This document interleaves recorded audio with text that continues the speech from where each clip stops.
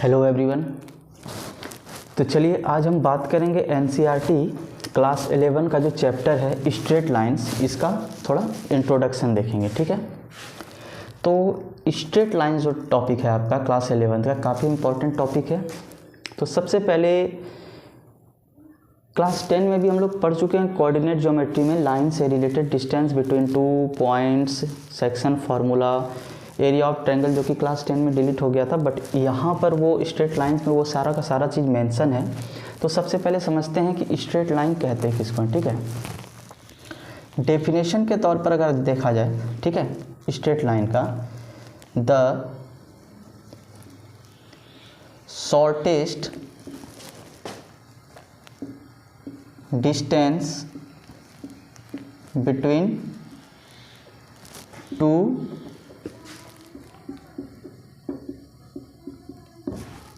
Points. ठीक है, straight line किसको बोलते हैं? किसी भी दो पॉइंट के बीच का जो शॉर्टेस्ट डिस्टेंस होता है उसी को स्ट्रेट लाइन कहते हैं। सिर्फ ये कह देने से कि जो सीधा खींचा जाता है वो स्ट्रेट लाइन होता है, ऐसा नहीं है।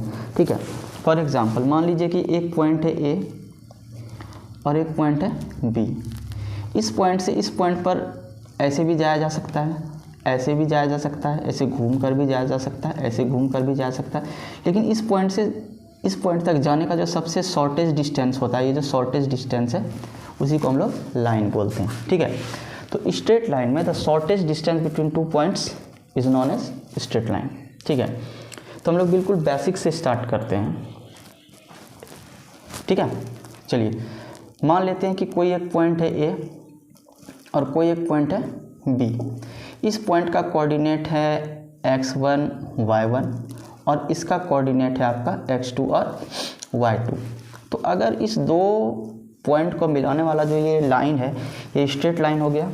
तो अगर हमको डिस्टेंस फाइंड करना हो, ठीक है, डिस्टेंस ए बी, अगर हमको डिस्टेंस ए बी फाइंड करना हो तो क्लास 10 में ऑलरेडी पढ़ चुके हैं, फॉर्मूला होता है under root x2 minus x1 का whole square plus y2 minus y1 का whole square.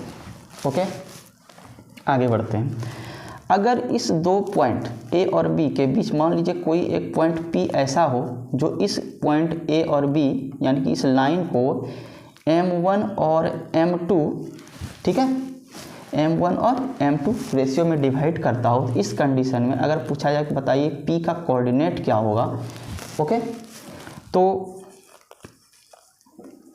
Coordinate of P हमारा जो होगा, ठीक है, वो होगा x equal to M1 x2 plus M2 x1 by M1 plus M2। Okay, similarly y का अगर फाइंड करना हो कोऑर्डिनेट, ठीक है, यानी कोऑर्डिनेट y अगर फाइंड करना हो तो फॉर्मूला लगेगा M1 y2 plus M2 y1 bye M1 plus M2। यहाँ तक क्लियर है? बिल्कुल बेसिक से हम लोग आगे बढ़ रहे हैं। अब मान लेते हैं कोई तीन पॉइंट है, यहाँ पर पॉइंट ए है, ये एक पॉइंट बी है और ये एक पॉइंट सी है। इस ए का कोऑर्डिनेट है x1 y1, इस बी का कोऑर्डिनेट है x2 y2 और इस सी का कोऑर्डिनेट है x3 y3।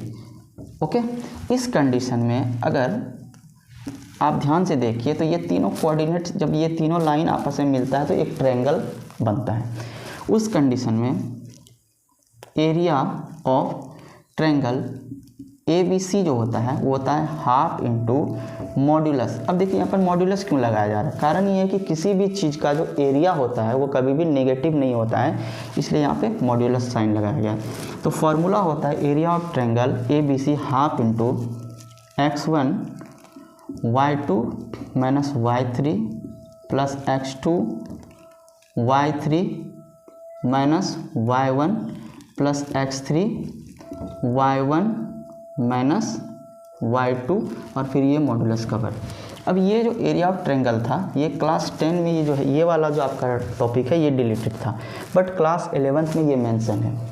हम बिल्कुल बेसिक से इसलिए स्टार्ट कर रहे हैं क्योंकि इससे आगे अब हम लोग इसी प्रकार के कोऑर्डिनेट से जो है डिफरेंट टाइप्स ऑफ फार्मूला में हम लोग आगे बढ़ेंगे।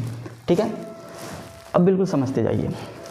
मान लेते हैं कि कोई एक लाइन है। अब हम लोग लाइन तो समझ गए कि स्ट्रेट लाइन था, स्ट्रेट लाइन में कहीं एक पॉइंट यहाँ होता है, कोई एक पॉइंट यहाँ होता है। मान लेते हैं कि चलिए एक स्ट्रेट लाइन है, ठीक है, और ये भी कोई एक स्ट्रेट लाइन है, ये भी एक स्ट्रेट लाइन है, ठीक है।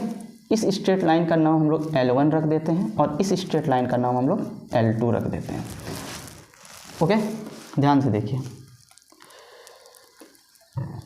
ये एक स्ट्रेट लाइन है जो बिल्कुल जो है हॉरिजेंटल है और ये L2 जो है ये इस पर इंक्लाइंड है। इंक्लाइंड है तो इस दो लाइन के बीच कोई तो एंगल बनेगा, वो एंगल मान लेते हैं थीटा होता है।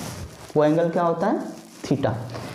हम लोग पढ़ चुके हैं कि स्ट्रेट लाइन जो होता है वो 180 डिग्री का होता है। तो अगर ये वाला एंगल थीटा है तो ये वाला एंगल जो होगा ये होगा 180 माइनस थीटा। क्या होगा? 180 माइनस थीटा। इस कंडीशन में अब ध्यान से समझिए, जब किसी हॉरिजेंटल लाइन पर कोई एक लाइन इंक्लाइंड है तो ये जो ढाल बन रहा है, ये जो ढाल बन रहा है, इसी को हम लोग बोलते हैं स्लोप। इसको हम लोग क्या बोलते हैं? स्लोप। यहाँ से अब क्लास 11th को बिल्कुल समझने की कोशिश कीजिए। ये बेसिक इंट्रोडक्शन क्योंकि यहाँ से स्टार्ट था, बट अब यहाँ से इसको समझना है। हमें फाइंड करना है इस लाइन का स्लोप, ठीक है। तो स्लोप फाइंड करना है तो स्लोप के लिए जो फॉर्मूला होता है, हाँ एक बात और, अगर ये लाइन L2 है और ये लाइन L1 है तो इसका भी कोई कोऑर्डिनेट होगा, ठीक है, इसका भी कोई कोऑर्डिनेट होगा। मान लीजिए यहाँ पर ये लाइन है x1 y1 x2 y2, तो इस कंडीशन में आपका जो स्लोप का फॉर्मूला होता है वो होता है y2 minus y1 by x2 minus x1। ध्यान से समझिएगा, y2 माइनस y1 कहने का मतलब ये है कि अगर ये पूरा लाइन है x1 y1 होता है ना, हमारा जो बेसिक है यहाँ पर x1 y1 और ये है x2 y2, एक लाइन है स्ट्रेट लाइन, तो x1 y1 x2 y2 और ये वाला जो लाइन है ये इस पर इंक्लाइंड है। इस कंडीशन में अगर इस आपको दिया रहे कि दो लाइन है और उसका आपको कोऑर्डिनेट दिया हो, उस कंडीशन में ये जो थीटा पूछे आपसे कि बताइए थीटा क्या होता है, तो इसका फॉर्मूला होता है tan theta equal to y2 minus y1 by x2 minus x1। Okay, तो उम्मीद करते हैं कि ये बेसिक पहले यहाँ पे आपको समझ में आ गया होगा। और हाँ एक बात और, स्लोप को, ये जो tan थीटा है, इस स्लोप को हम लोग रिप्रेजेंट करते हैं m से, यानी m बराबर ही होगा y2 minus y1 by x2 minus x1।